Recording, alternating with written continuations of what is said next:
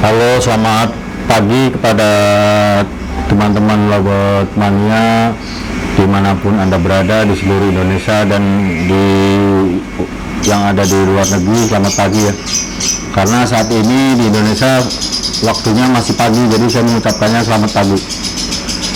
Di sini saya akan bercerita pengalaman tentang merawat lovebird ya.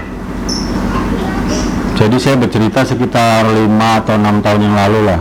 Saya pernah sangat gila, sangat hobi dengan burung lovebird. Sampai saya sekitar mungkin punya ada 30 ekor. 30 ekor dari, kalau hobi burung sih dari sekitar 15 tahun yang lalu lah. Cuman saya senang lomba sekitar 10 tahun yang lalu dan mencoba lovebird 8 tahun yang lalu apa 9 tahun yang lalu lah. Tapi ini saya cerita sekitar 5 tahun yang lalu ya, karena saya pernah punya lovebird banyak dan dulu gampang sekali saya untuk juara di gantangan. Zaman dulu saya kebanyakan dulu belinya burung dari Jawa hanya lewat video dari seller-seller orang Jawa, dari Jawa Tengah. Saya Jawa Tengah, Jawa Timur dulu belinya, dan ada juga dari Bandung, dari teman saya yang terpercaya itu ada Pak Andre kalau nggak salah. Kalau dari Jawanya tuh si Isal, terus siapa lagi lah, lupa dulu tuh. Saya dulu hampir punya banyak, sempat juga ada joki yang merawatnya dulu tuh. Ada salah satu joki yang merawat burung-burung saya di rumah. Jadi saya akan berbagi pengalaman ya, agar burung mentalnya bagus di lapangan, cara perawatannya hariannya ya. Ini sih pengalaman saya pribadi, karena pengalaman orang pasti berbeda-beda sih perawatannya. Kalau saya dulu perawatan hariannya nih, rata saya mandikan semua burungnya. Saya mandikan semua, saya semprot dulu. Kalau zaman dulu saya semprot semua. Dulu sih masih musimnya betina, dulu semprot sama pasangannya. Dulu udah ada untulannya tuh, saya udah main untulan, semprot, mandi. Tapi ada juga yang kalau yang udah gacor nggak saya mandi semprot, pagi-pagi suruh mandi sendiri. Kalau yang burung itu emang hobi mandi, kasih cipuk gede pun dia mandi sendiri. Tapi kalau yang burung susah mandi biasanya saya semprot agar jinak gitu. Jadi proses penjemurannya setelah mandi, proses jemurnya saya jejer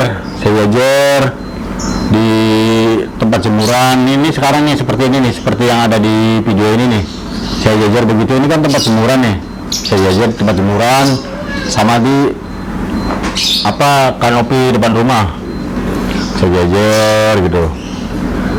Pasti dari situ akan terlihat mana-mana burung yang mentalnya bagus.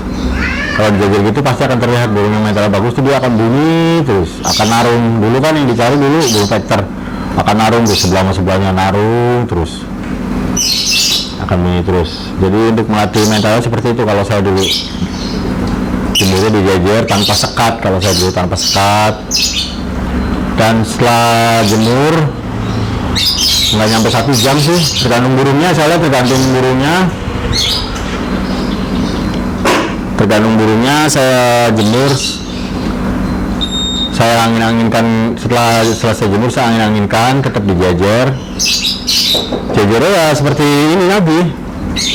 Dan setelah diangin-anginkan sekitar setengah jam, saya taruh di salah satu ruangan dulu. Ada ruangan khusus untuk menyimpan burung itu. Saya jejer semua, ada yang taruh di bawah, kandangnya ada yang taruh atas, jejer semua. Nah dari situlah nanti akan terlihat burung-burung mana yang berbakat mentalnya bagus dan yang durasinya panjang, yang mentalnya bagus. Dia kalau burung mentalnya bagus, walaupun di sebelahnya ada yang narik, dia akan lawan lagi, narik lagi, akan ngekek lagi. Di sebelah ngekek, dia akan ngekek lagi. Jadi dia lebih sering ngekek, pokoknya lebih rajin ngekek lah, lebih gacor. Dulu saking saya banyaknya burung ya, mau gantang pun gampang, asal comot aja. Karena ternyata burung saya bagus. Burung saya bagus, sudah biasa dilatih di rumah, di trek-trek. Akhirnya setelah kalau mau gantang pun saya asal comot aja dulu. Asal comot juara gitu. Banyak juaranya kalau dulu. Sampai burung saya banyak suka dipinjam sama teman-teman saya. Kalau dulu saya betina kebanyakan. kebanyakan playernya betina. Saya pasang untulannya kebanyakan jantan gestang dan ada juga yang jantan biasa. Jadi yang perlu ditekankan, dilatih di rumah dulu sebelum dibawa ke gantangan. Dilatih di rumah, dijajar, dipetel, sering-sering dipetel tuh playernya, satu dipetel satu-satu, dijajar. Nah dari situ pasti kalau yang mentalnya bagus akan gacor, bunyi terus menerus. Nah setelah dijajar mungkin 1 jam lah, dipetel, campurin lagi sama untulannya, saya taruh lagi dalam dalam ruangan tersebut. Pakannya dulu saya kasih campur dulu, rata-rata kasih campur dikit-dikit aja atasnya. Dan app-nya saya dulu kasih jagung tiap hari. Jagung tiap hari, kalau timun sih kadang 2 hari sekali, kadang tiap hari, kadang 3 hari sekali, seadanya aja. Tapi kalau dulu saya pakai app jagung.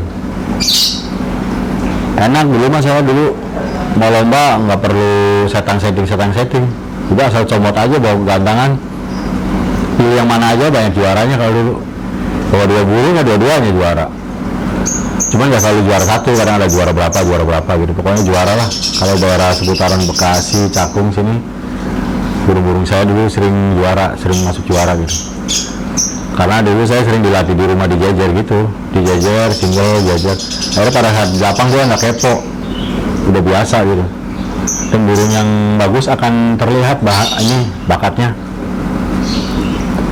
Dulu ada 3 burung saya menonjol yang sering juara tuh. Cuman saya dulu jarang ikut lomba besar karena malas gitu, perasaan malas aja, senangnya lat pres gitu. Ya lumayan kenyang juga sih dulu juaranya, sering juara lumayan kenyang. Jadi sebelum dilatih di gantangan, di rumah dulu sih kalau saya dulu. Dilatih di rumah dulu, dijajar kayak gini, seperti ini. Ini kayak gini yang bunyinya hanya 1 misalnya, tapi setelah nanti saya jajar di tempat lain, nanti ada salah satu atau dipisah, nanti salah satu ada yang gacor jadinya. Bukan hanya burung 1 ini aja, nanti yang lainnya ikut gacor. Jadi burung itu mentalnya ada yang kalau dijajar seperti ini dia nggak mau bunyi nih, malu. Tapi nanti setelah saya taruh di gantang di mana gitu ya, di salah satu gantang di mana, di salah satu ruang sudut-sudut rumah saya gitu ya, dia akan bunyi ngikut dan suaranya hampir menyerupai. Nah sekarang aja ada 2 burung nih yang menyerupai nih. Tadi pernah ada yang bunyi juga tuh terdengar, ngikutin burung yang ini. Burung-burung lainnya pada ngikutin gitu, ngikut gacor akhirnya seperti itu. Nah kalau udah gacor di rumah baru bawa gantangan. Nah sekarang tapi saya juga jarang sih gantangan karena kan saya sibuk kerja.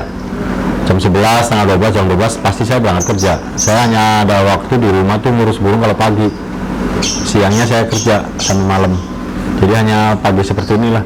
Dan gantang pun saya jarang. Kadang-kadang malam sekarang saya ada kerja, hari minggunya atau tanggal merah saya ada kegiatan liput. Kalau saya keluarga pengen ngajak jalan-jalan weekend, jalan-jalan hari minggunya. Jadi nggak ada waktu buat gantang. Dan saya pun sekarang ambisinya sudah beda, sudah bukan pengen juara di gantangan lagi, tapi hanya ingin kayak ngelawat burung tuh kayak ada seni gitu, hanya ingin menyalurkan hobi, mendengarkan suara burung di rumah sambil ngopi. Sudah enak, sudah tidak berambisi pengen juara di gantangan lagi. Sudah beda ambisinya kalau sekarang. Sekarang saya di rumah, saya jemur burung seperti ini sambil ngopi, merokok, ngedenger suara burung pada bunyi, udah seneng sekarang. Kadang-kadang kalau ada yang mau pinjem atau saya ingin ngetes, saya titipin temen aja. Cuman kadang-kadang titipin temen yang mungkin karena perawatannya beda, agak kurang berhasil juga gitu. Jadi yang saya tekankan di sini, sebelum dilatih di gantangan harus dilatih di rumah dulu, dijajar seperti ini, penjemuran seperti ini, dan nanti diangin-anginkan seperti ini.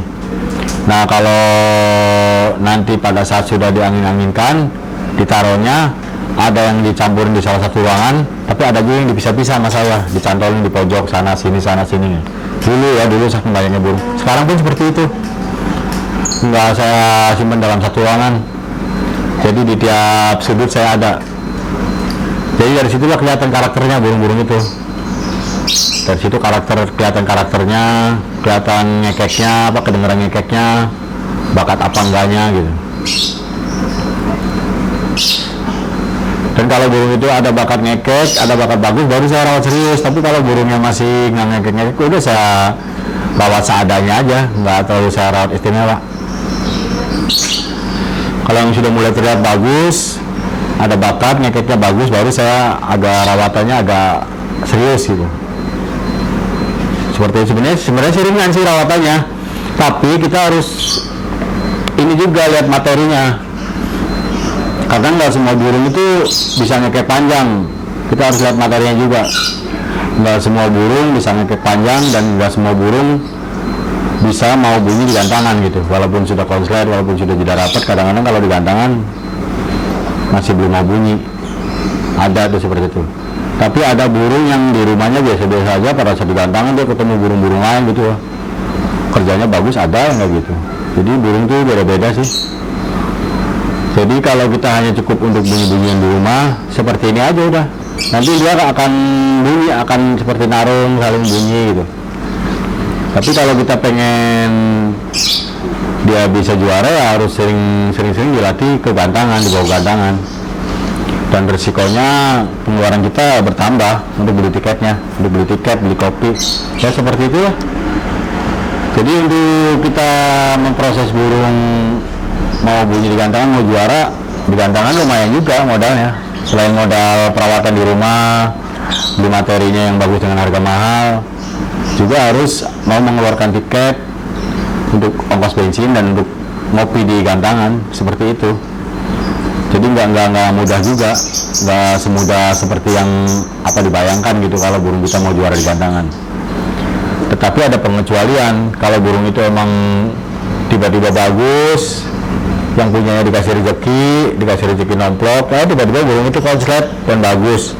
Tanpa dirawat pun burung itu bisa konslet, bisa gacor, dan bisa bagus. Akhirnya dibawa ke gantangan, dia makin bagus. Itu namanya sudah rezeki ya. Rezekinya orang yang punya burung tersebut. Nah, itu saja ulasan dari saya ya. Ini saya menceritakan pengalaman-pengalaman saya pribadi ya.